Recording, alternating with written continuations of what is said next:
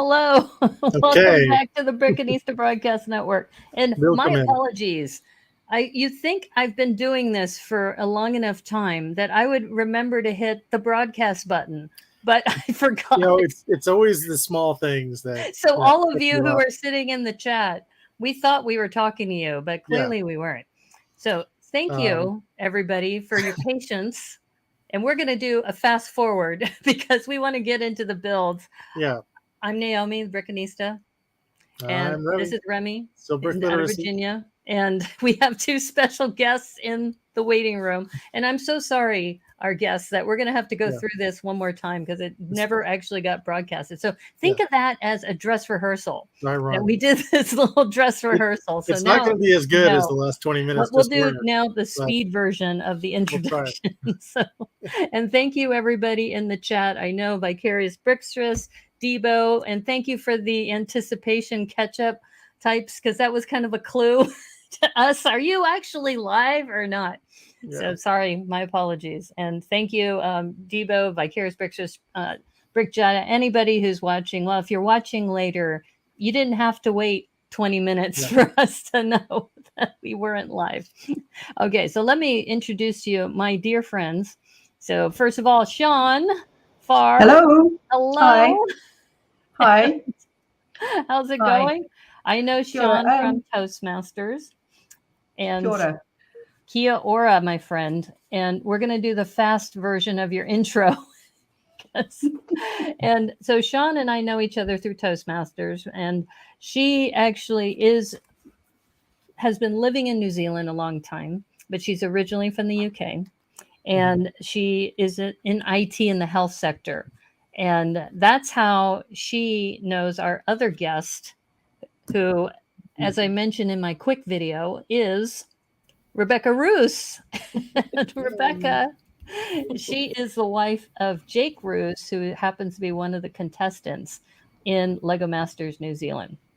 And it's too bad you missed this amazing introduction that we had, and it wasn't recorded. So I think we're going to do, maybe we were just warming up anyway, but we're going to do the highlights. Yeah, so, we'll go through it again. Less swearing this time. No. Yeah.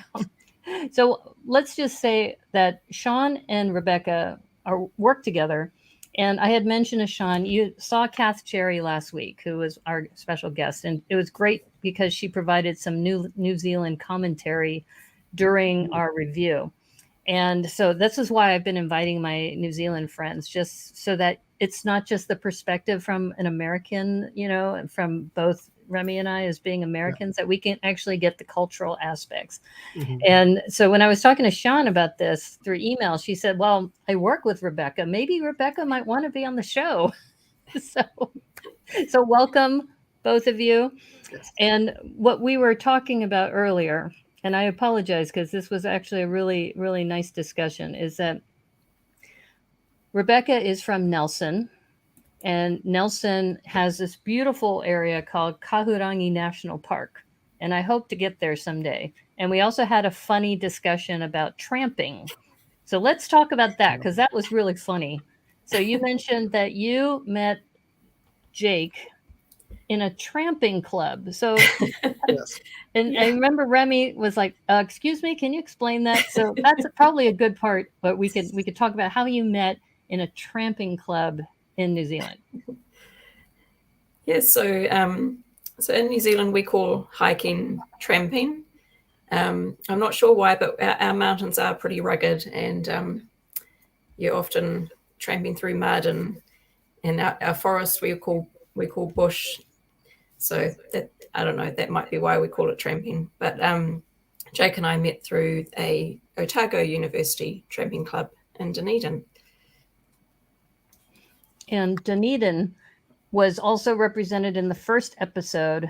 And when they had the archipelago, that a lot of the iconic buildings, I thought it was a courthouse, but it's actually the train station, the Dunedin train station that was in the archipelago. Because I went back and I looked, and I absolutely loved Dunedin when I was down there. How lucky for the two of you to spend a lot of time down there. And the other thing Dunedin is known for is one of the steepest streets if not the steepest street in the world. And they used to do something called Jaffa races. They might still do them. This is where you take this round candy and you roll it down the hill. So if you can imagine a bag of M&Ms that are perfectly round, similar to that.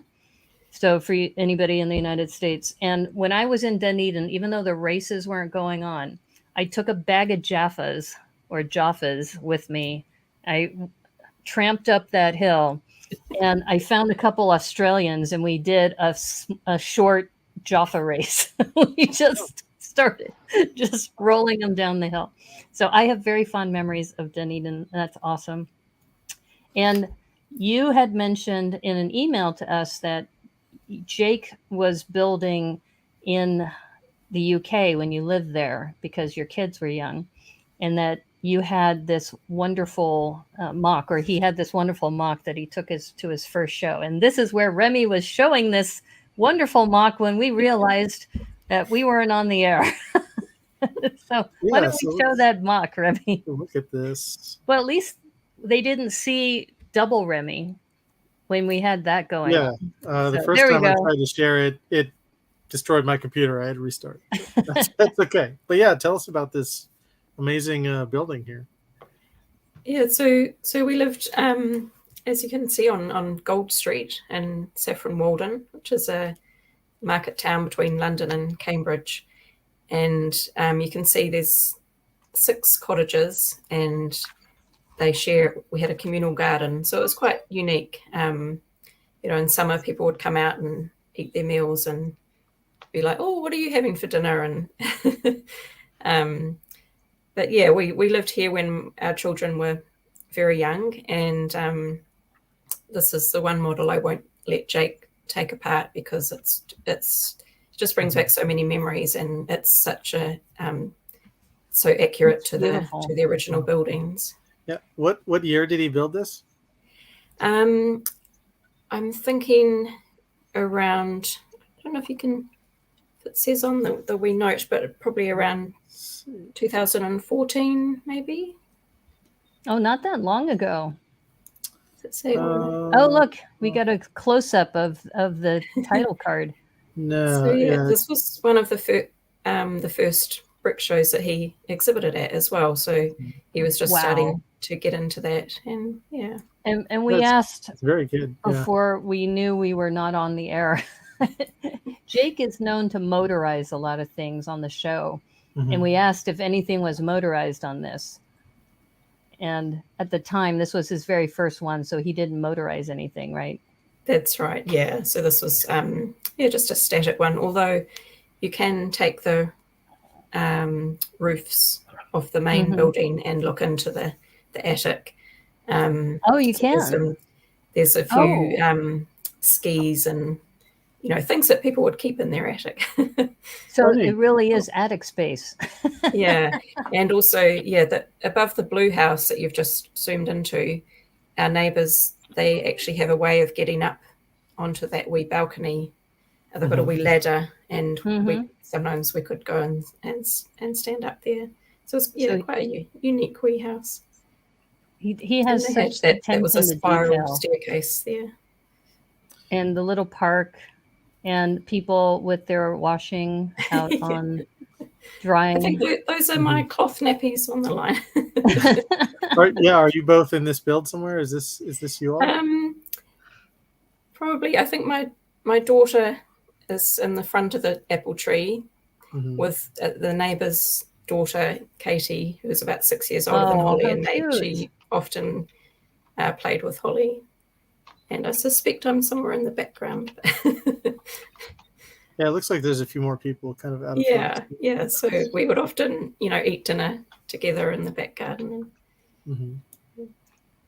And there were a couple comments in the chat. This is going to cover your face up temporarily, Rebekah, but Zizu says that's a beautiful build, and I love the blue with the red. And Debo was asking, is the street steeper than Lombard Street? And my understanding is it is. And I'm trying to remember the name of the street. I think it starts with a B. Baldwin Street. Yeah. Auburn Street? Baldwin. Baldwin. Baldwin. Baldwin.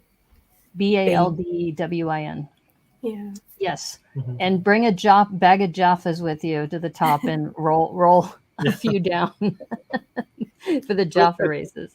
Yeah. So after you roll the candy, do you eat it or No? No? They put little numbers on the candy. Oh, okay. So every contestant has a little number, and then they collect them at the bottom and they declare a winner. And Okay. there's a long other discussion about I think, is it Cadbury? That one of the maker of Jaffas got acquired by an Australian company, and so I'm not sure if they're still sponsoring the Jaffa races anymore. Maybe not, but when I was there, I had to do it just to say I've rolled a Jaffa down Baldwin Street. That's what we American tourists do. Yeah. But yeah, this is a really, really nice build. Yeah. Thank you. Yeah, it's awesome. And I like also how he put the brick Gold Street on the left there too, using looks like plates. It's really nice. Yeah, this is some looks like studs stacked up vertically here actually. Mm-hmm. So that's really good lettering. Yes. Lettering is a big deal in Lego. It is. A million ways to do it. Everyone has their own techniques. Everyone's constantly developing fonts and other techniques. So Brick Jedi wants to know, what does the winner get from the Jaffa races? I guess they can't eat their candy last. No, my understanding is they are monetary prizes. So I think like 500 New Zealand dollars, and thereabouts. Right. Yeah. We'd have to look it up. Maybe we'll look that up while we're doing the review.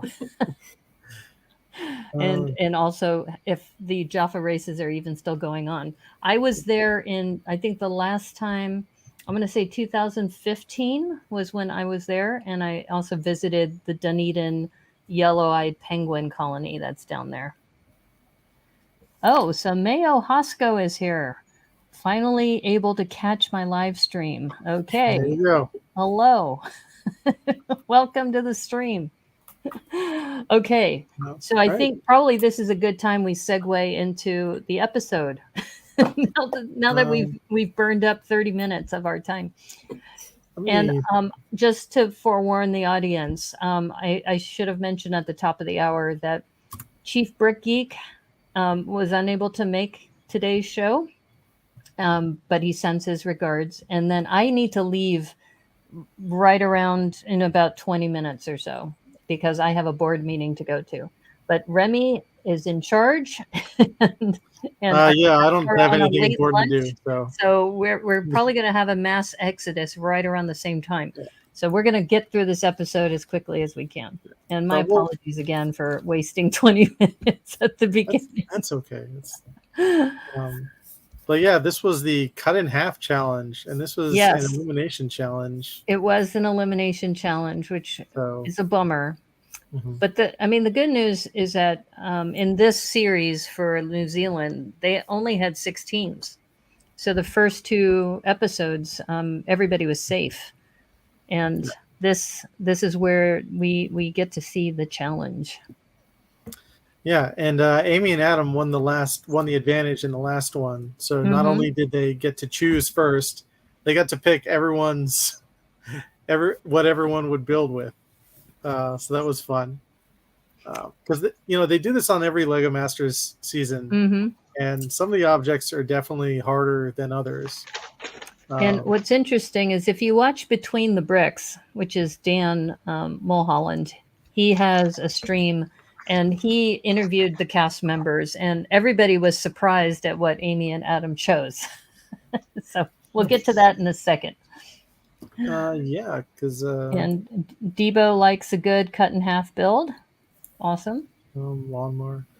So yeah, Amy and Adam, they ended up choosing the lawnmower here. Right. So they got first pick, and they picked the lawnmower, which if you listen to the interviews on some of the other channels, what's interesting is that the judges, Robin and Di, were kind of surprised because they thought this was going to be one of the most challenging ones.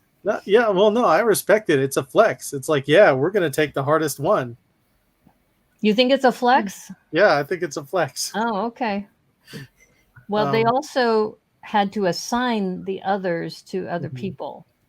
And that was, I think, also interesting in how they said they only had a few minutes to decide. They didn't have a chance to, really analyze all of them, but they on the spot had to say, okay, this team is getting this particular one.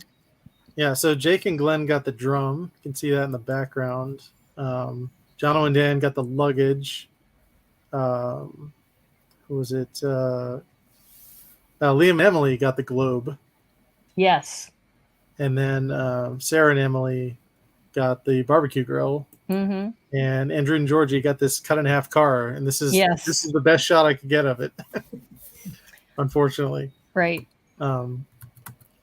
But yeah, the toughest one is probably the globe because this was on season 1 of Lego Masters. I think it was Crystal and Amy had the they globe. Also got the globe. Mm-hmm. And I thought their build was good, but it's hard to I don't know, the cut in half and challenge is hard because it's hard to create a story that really uses the build, but it's not building the other half of the car, for example. I don't know. It's tough to do. Right. Now, let me ask our Kiwi friends, what is the slang for the barbecue? Do they go by Barbie as they do in Australia, or do you use a different term? I think we'll probably more just say barbecue. Okay. Yeah. Sian, what do you think? Yeah, I would think we're probably more inclined to say barbecue. I mean, I am, but then I'm English. Yeah.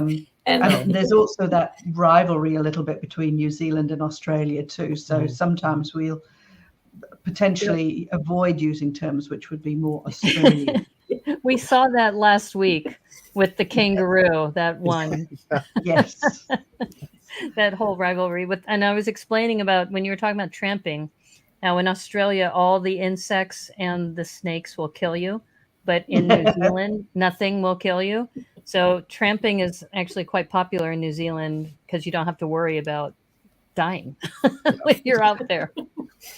I wouldn't quite go that far. The land itself is a little bit dangerous if people don't That's take true. good precautions. And Debo says he uses just grill. It's universal.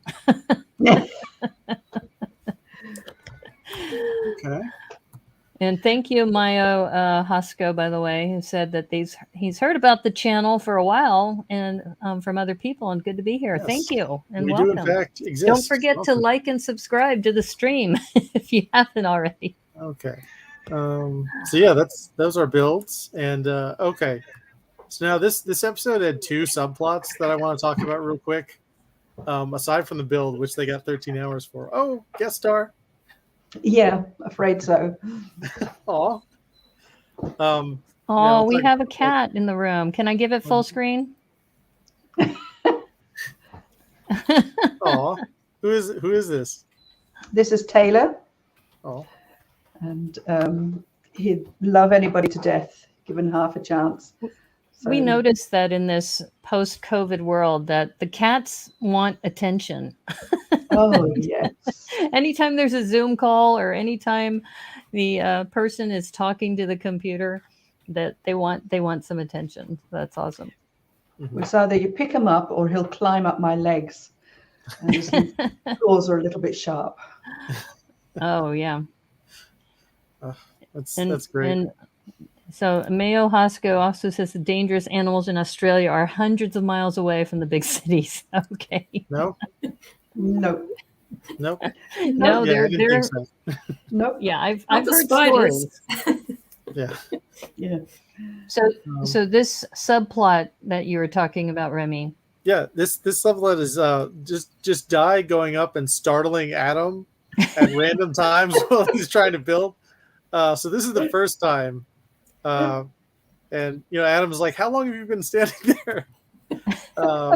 And let's see. Here's the second time. They're just building away, and here's Di again. Yeah, no problem there. Yeah, you can see he's.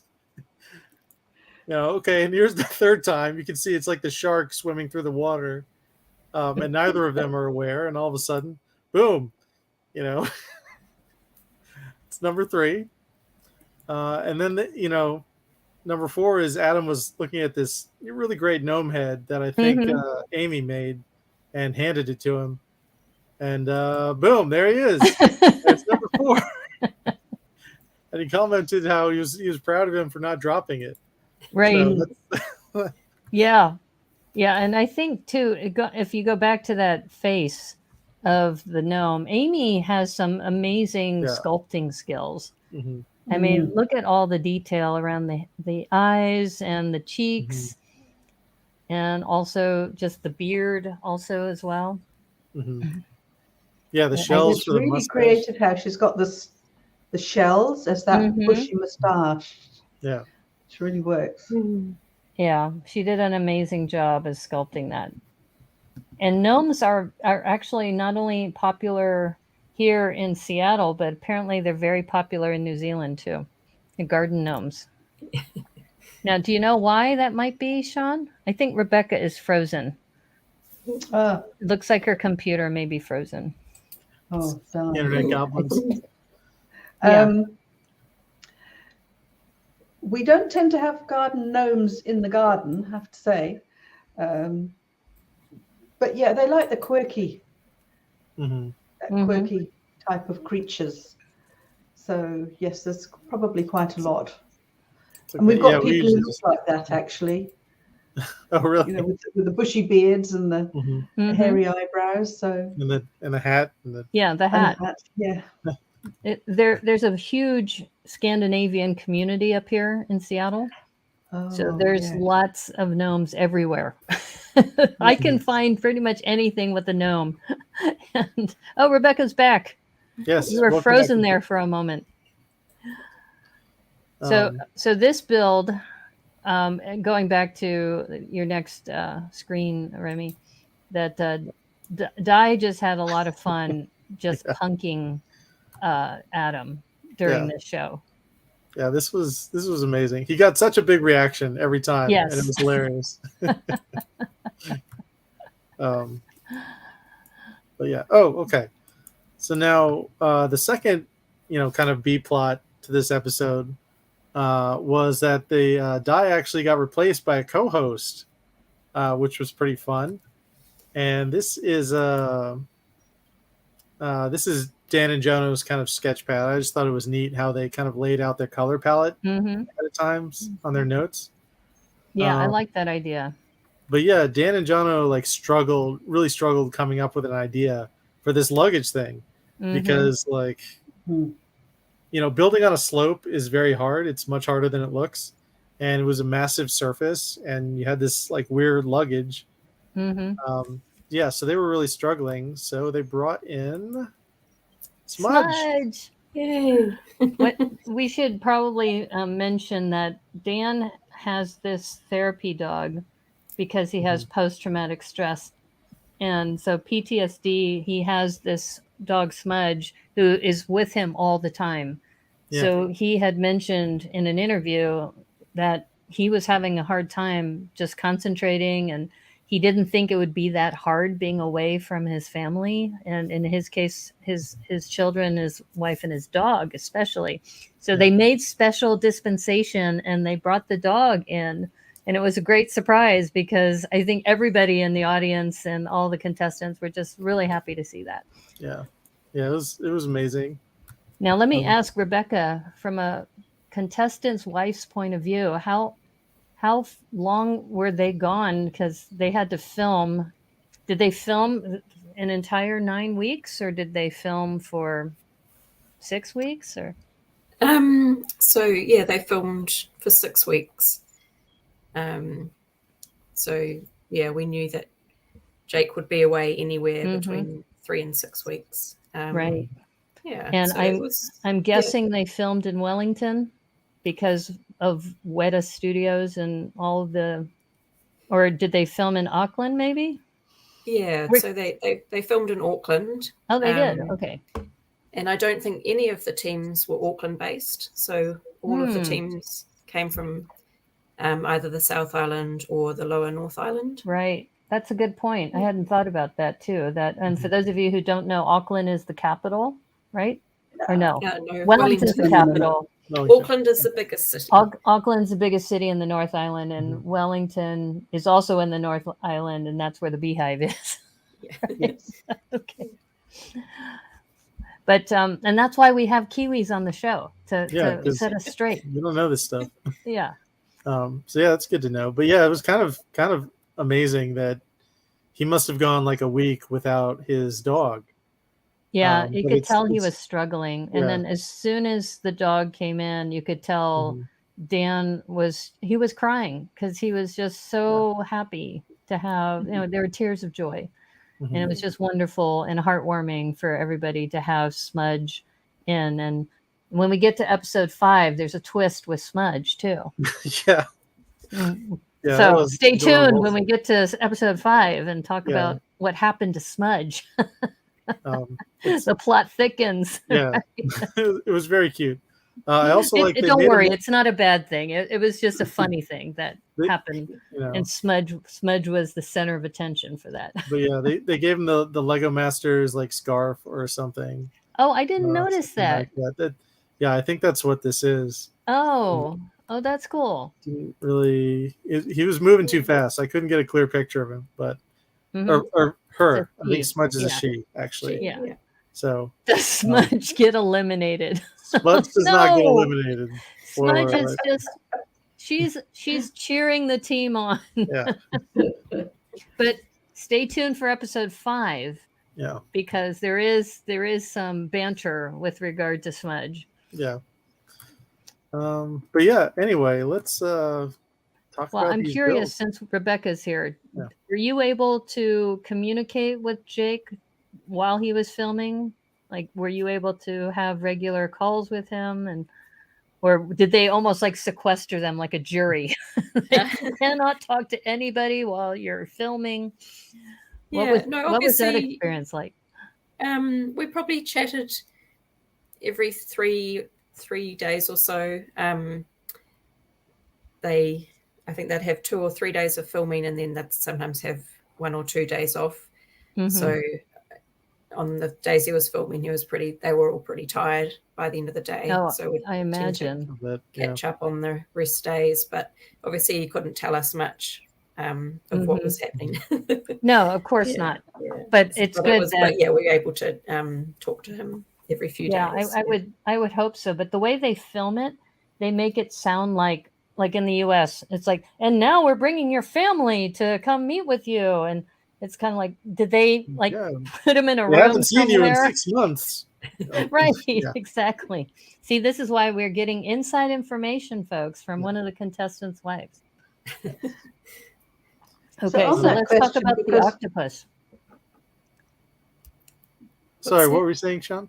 Oh, I was just curious because when it's filmed, it looks, they give the impression that they're starting at 8 o'clock in the morning and they're not going to finish until 8 o'clock at night. Right.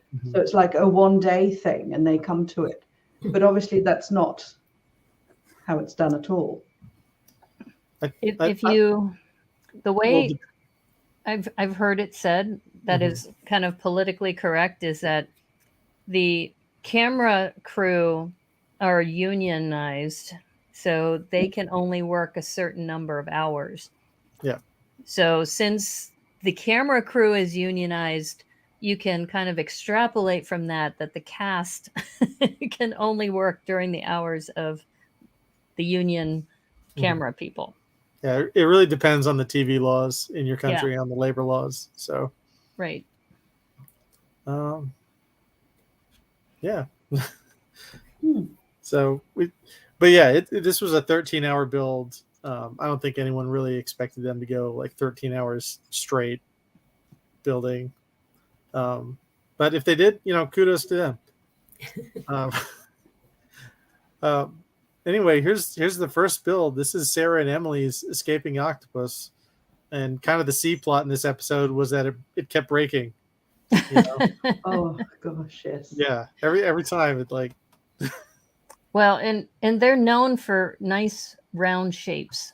So it didn't surprise me that when they started building the octopus with, because from the duck build from episode 1, that they're just known for really good sculpting skills. Okay.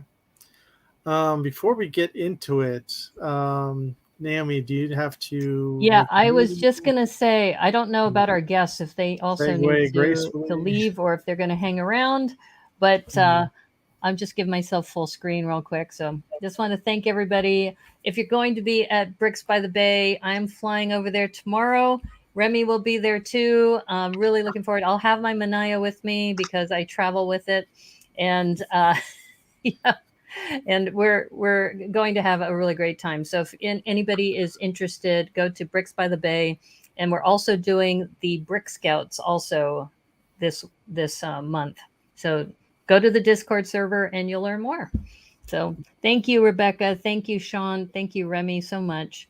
Really appreciate all of you. Okay. And my apologies again for kind of doing that little blip at the very beginning. But thank you so much.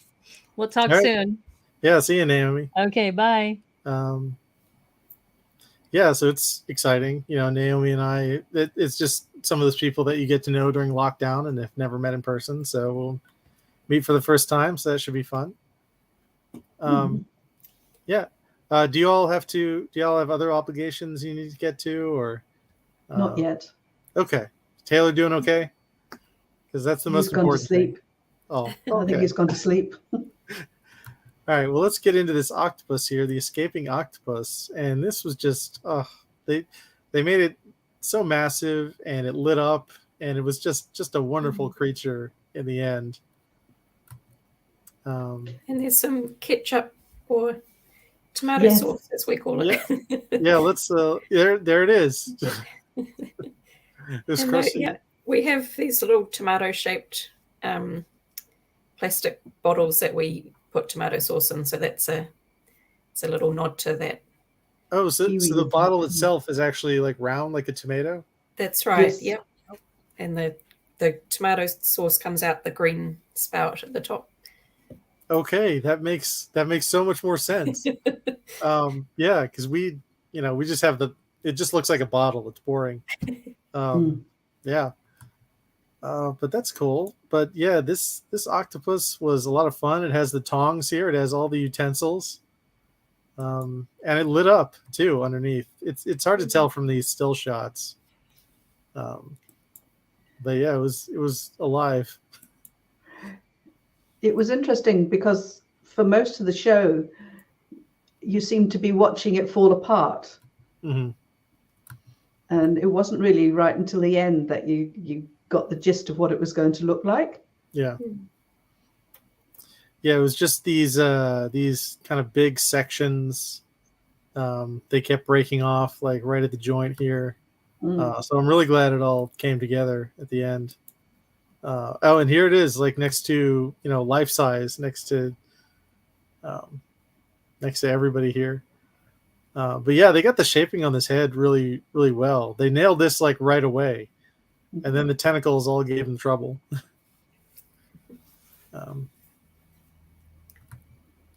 Let's see. And yeah, they really used the whole surface. Like this was a massive surface as well. So I'm glad they were able to find something to cover it all.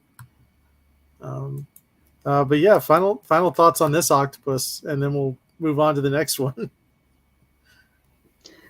I think the key thing with this one is that it really does, it looks like it's emerging from that bowl, trying to get away from it.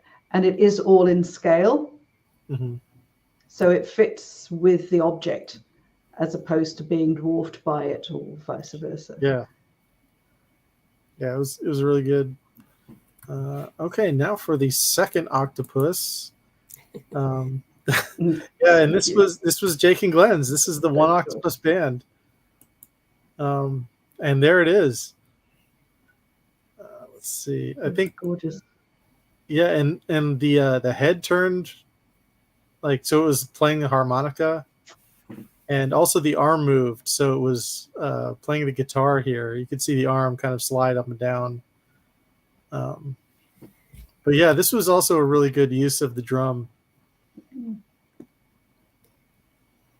Yeah, and then you've got the water kind of flowing out of the drum as well.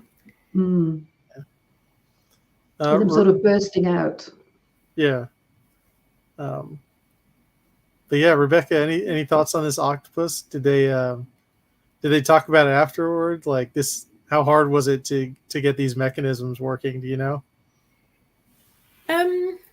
Yeah, I think they were all, at that stage, still quite early on. So I think everyone was still, getting to grips with getting things moving and that kind of thing. So yeah, it was certainly a challenging build. So let's see. Here's a detailed shot of the guitar.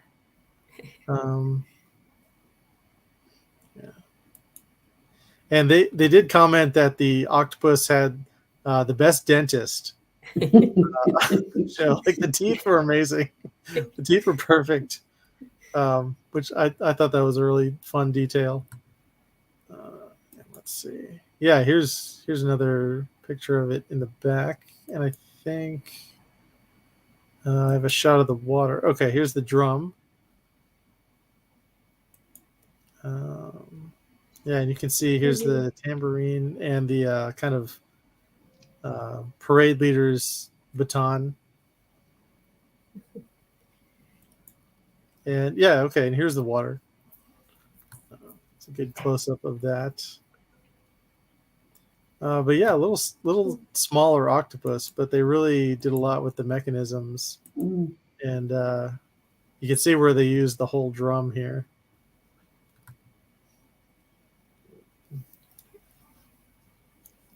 Let's see. Let's see what else.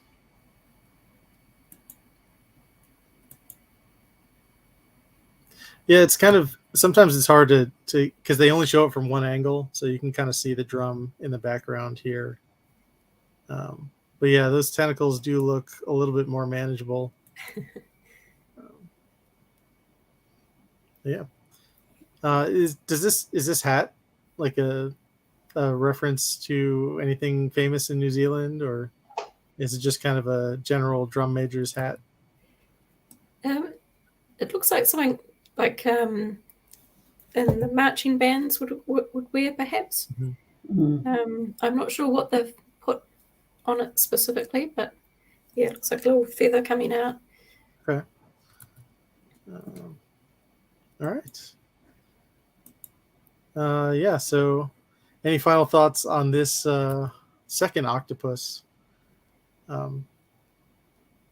Yeah, it was interesting that two teams both went for octopus, but I think they both did it quite differently, so I don't think that was a problem in the end. Yeah, it's really, I've talked to other Lego masters, or they've mentioned that, when you're building, like, that's all you can focus on is your build, and you don't really have time to check out other people's builds. And this was kind of an unfortunate thing in season 1 of the US version, because in one of the challenges, 2 of the teams built a baby, and the way production framed it was that one of the teams like cheated off the other team, when that was not the case at all. So I'm really glad that they just highlighted that it was just, parallel thought, basically. Yeah. And that, 2 teams could start with an octopus, but have completely different stories and styles of octopus. So octopuses, which is the plural of octopus. It's Greek. Yes. Yeah, this one's quite chirpy, whereas the other one's definitely not. Yeah, the other one is using the tongs, pretty grumpy. snapping at you, destroying the ketchup, making a mess. But anyway, we'll move on to the Kiwi Panic Buy, and this was Andrew and Georgie's car. And these kiwis were just adorable. Let's get a shot of these. Yeah, there they are. There are the little kiwi children. And one thing that Andrew and Georgie, always do in all their builds is that they include a chameleon somewhere in the build. And here is our chameleon for this week. There she is. Didn't realize that. Yeah. It was like a hidden secret, and they only mentioned it at the very end. Like, by the way, we've hidden this chameleon in all our builds, so we've been trying to find them. Let's see. There's more chameleon. And yeah, this is basically about panic buying toilet paper at the grocery store during lockdown. I don't know if you all experienced this, but in the US, you could not find toilet paper for a long time. Yeah. Oh, same in New Zealand. Yeah. Same. Yeah, everyone just kind of lost their minds for a minute. Just hoarding toilet paper and hand sanitizer, and but yeah, that's what I was wondering. Both was the toilet paper shortage real in New Zealand, and if kiwi birds driving motorbikes is also a concern in New Zealand. Can't say we've seen too many. They're more likely to be squashed. Oh boy. Actually, we don't really. They're really hard to see. Kiwi. They tend to be in very remote areas now, so they're not commonly seen. Oh, so they're not like pigeons that hang out in the city all the time. No. Oh, that's good. But yeah, here's this. Let's look at this handbag. This is a really fun handbag here. Kind of flying off in the wind, it looks like. And here's some details about the engine. This was spinning. Yeah, and here's how it looks in human scale.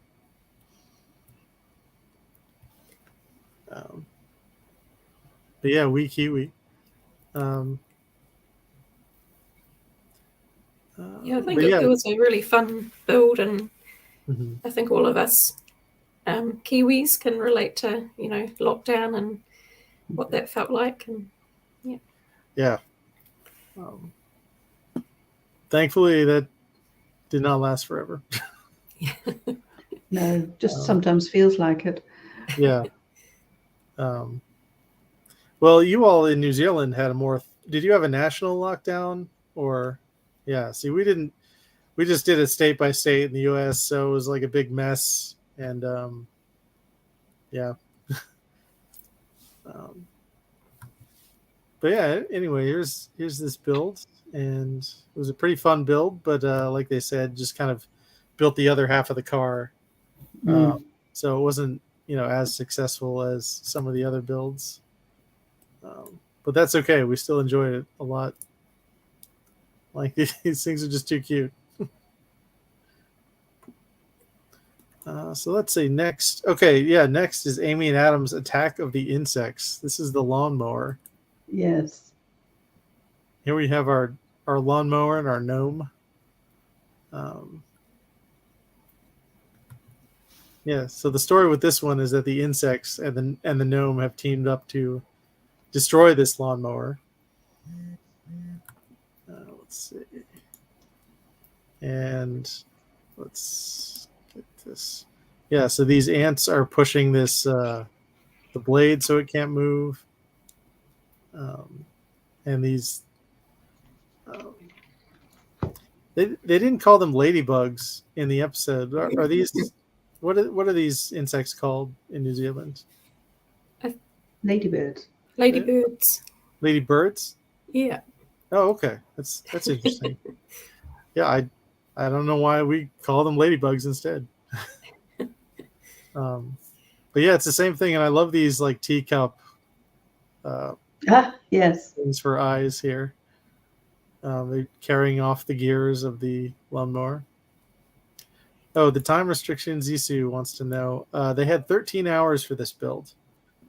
And like they mentioned, he thought the lawnmower was the hardest because it had, both the most surface area to cover, and it's just a larger thing. So if you want your build to kind of go outside the bounds of the lawnmower, that was a lot tougher. But let's see. Here's this spider spidering away here at these gears. And oh, yeah, that's what it was doing. It was taking the fuel out of the fuel line. That's what that is. Yeah, I think New Zealanders love their lawns, and they mow their lawns too within an inch of their life. So Yes. I can understand the insects wanting to stop that. Yeah, definitely. Let's see. Here's another just kind of wider shot, because this blade kind of moved back and forth, and this they mentioned that this gear was just turning, but it wasn't really doing anything. It just looked fun. So that was a fun detail. Okay, and here's our butterfly and our gnome. And you can see they added the glasses for the gnome, which was just such a great detail. Excuse me. So let's see. So here's the praying mantis kind of tearing at these at the hull here. Yeah, and then here it is life size.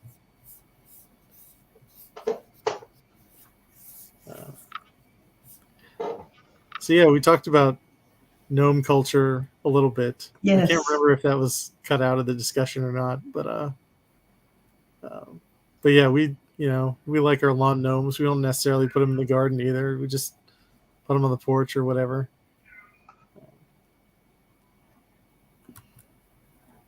And let's see. Okay. And yeah, any final thoughts about this lawnmower build? The detail was really amazing on this one. Really loved it. But their comment I thought was really quite valid, is if they'd had the gnome hanging off the handle rather than down, so it actually absorbed more of the build. And that was really one of the themes that came through, wasn't it? Was the not all the builds really, as it were, absorbed the base build and or integrated it as well as others.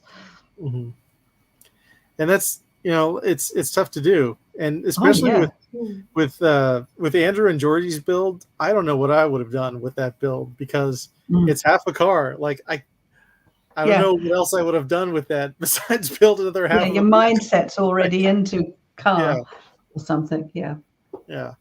I would be upset if someone did that to my mower. But yeah, this is always a fun challenge, and it's deceptively hard, and they always put it towards the earlier part of the season, so it's always cool to see what they come up with. But all right, let's talk about the luggage monster. This is Jono and Dan's luggage monster. And like, I'm glad like a lot of people built creatures, for this, because I just love big creatures, and even Amy and Adam, they built the gnome. Andrew and Georgie built those kiwis. So, but yeah, this was the monster that, when you lose things when you're traveling, this is what is taking them.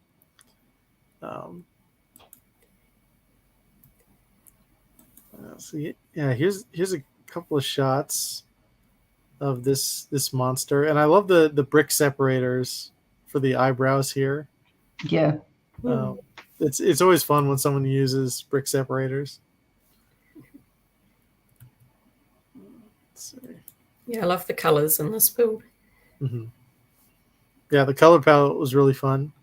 Here's some sort of necklace. There are actually two necklaces. We have the traditional New Zealand necklace, and then this golden one. Let's see. And of course, the toothbrush. Yeah. If a monster steals your toothbrush, you just let it go. Don't try to get it back.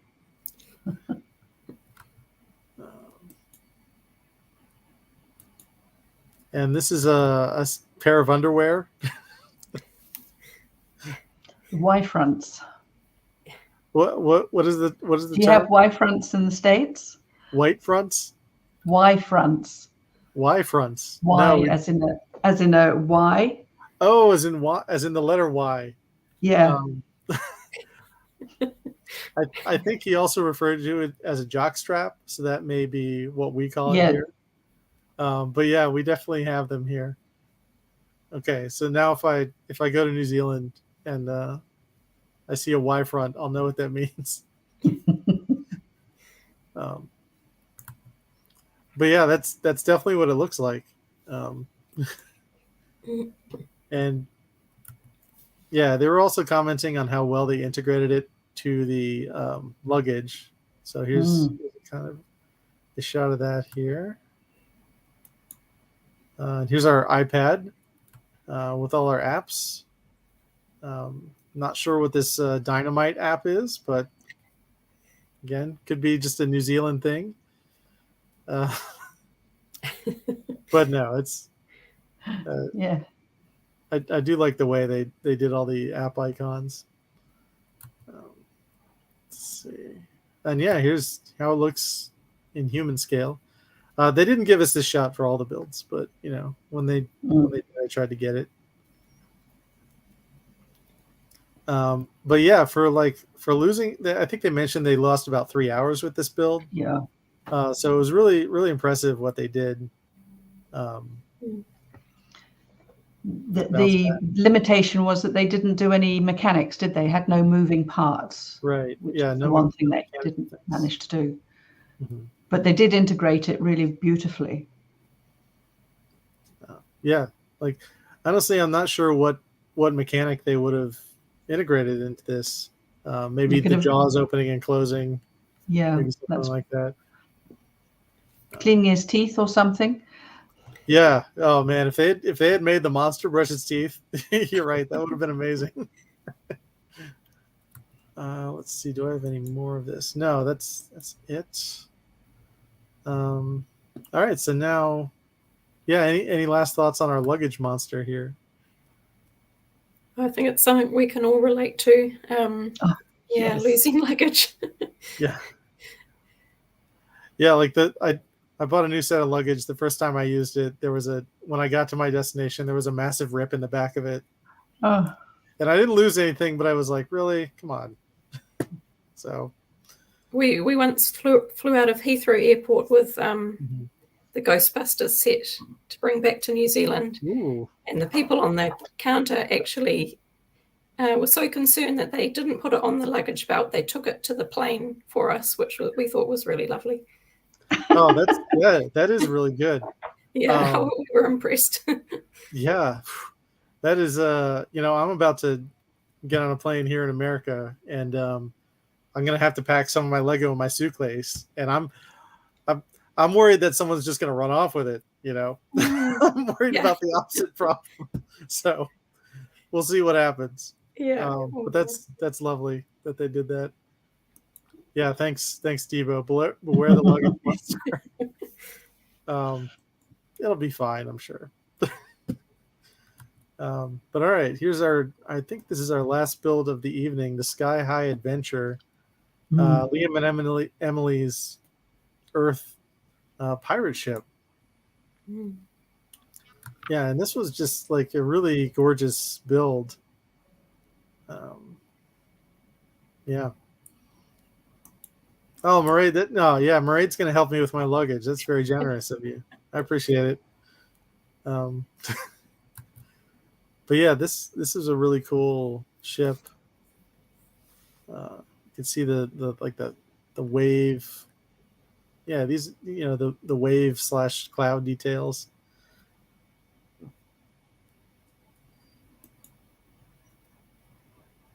Excuse me. And here's a dragon.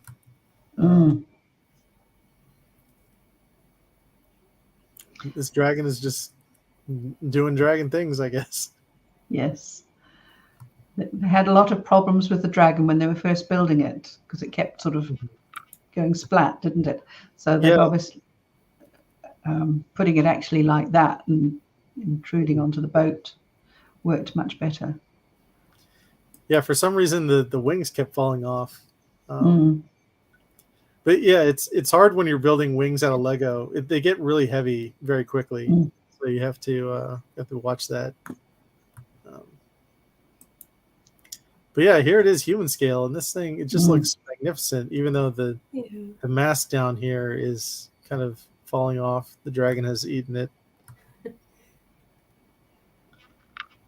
And the clouds really looked effective too. Mm-hmm.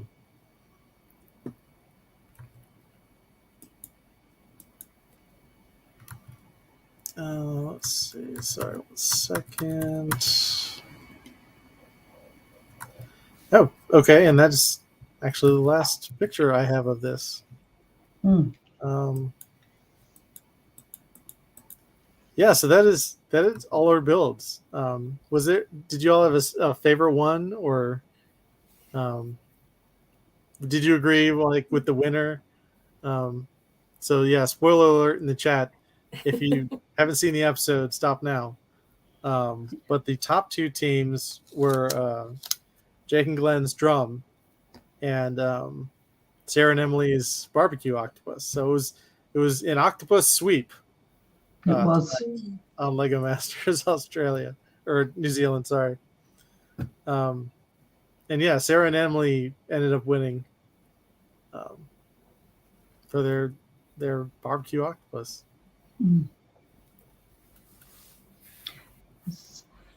I think it was beautiful.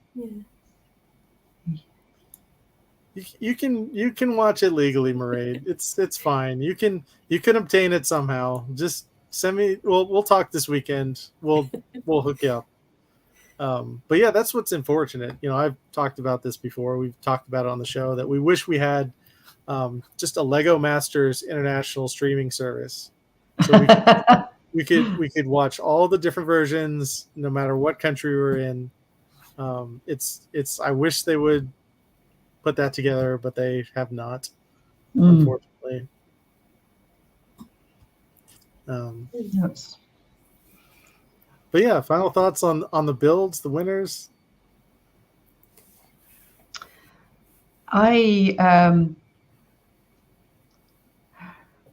thought that the final 2 really deserved to be in the top, personally.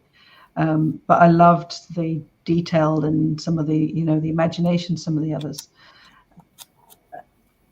And it really, as you watch these things, as you watch over the number of episodes, you realize that it's so important to keep to the brief.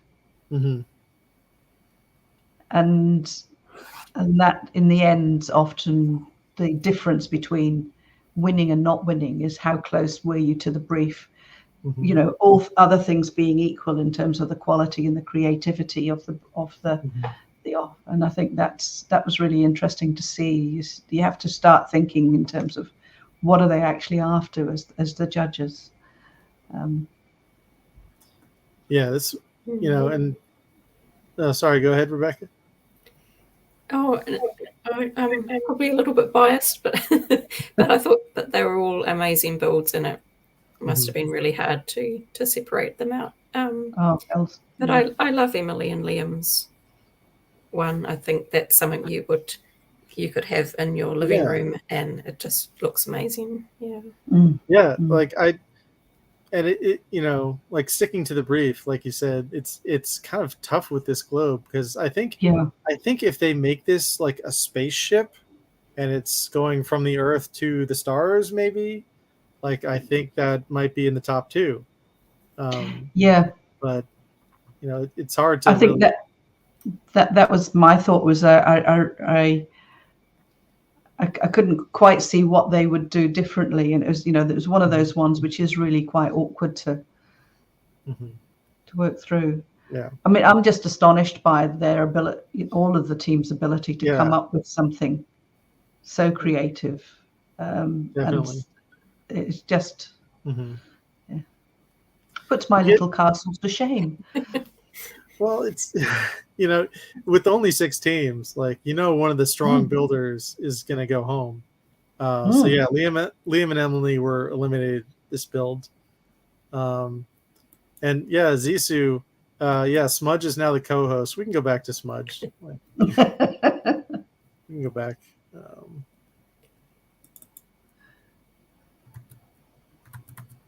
Let's see. Yeah, the real star of the show. He was. It's gorgeous. Yeah, there she is. But yeah, anytime you have an animal on screen, it's always the star. You like the boat because the Earth is mostly water. Yeah, that's true. Mm-hmm. But yeah, when you're under the gun like that, when you're on that time pressure and you have to okay, here's our concept and let's go. Sometimes it's always easier to say, oh, I would have done this and won the challenge. Yeah. We know that looking back in hindsight is always easier. So mad respect to Liam and Emily and their amazing Earth ship and dragon. But yeah, that's Smudge. That is the episode. Next week is the bridge challenge. Yeah. So yeah, that's always a lot of fun. That's another thing all the Lego Masters seasons have in common. We do that in the US and Australia. We do the bridge challenge. Yeah, I don't know if Fox disallows service animals. It seems like they wouldn't be able to disallow service animals. But I don't think that's come up in the US version so far. But now there's precedent, so we can say, hey, this worked in New Zealand. It should work here.